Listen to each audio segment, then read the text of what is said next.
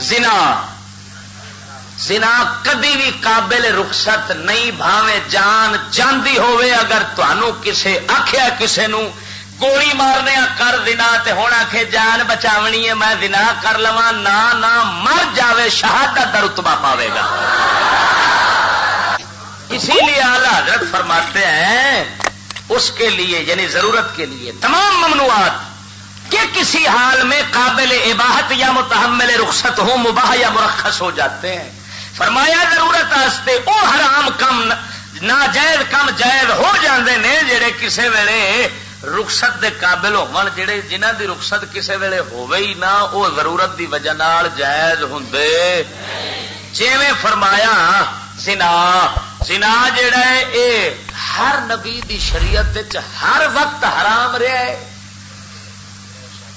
بندہ آکھے جی میرے کول پچایا نہیں جاتا، اپنے جسم تے ہن میں قابو نہیں رکھ سکتا، خواہشات ہی ایڈیاں نے لہذا میری ضرورت ہے،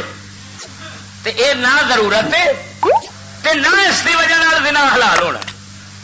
کوئی دھمکی دے کسے نے جانوں مارن دی،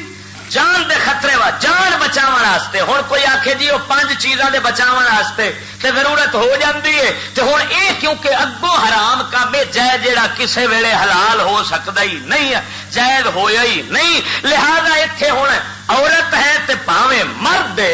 جان دے چھڈے زنا دے نیڑے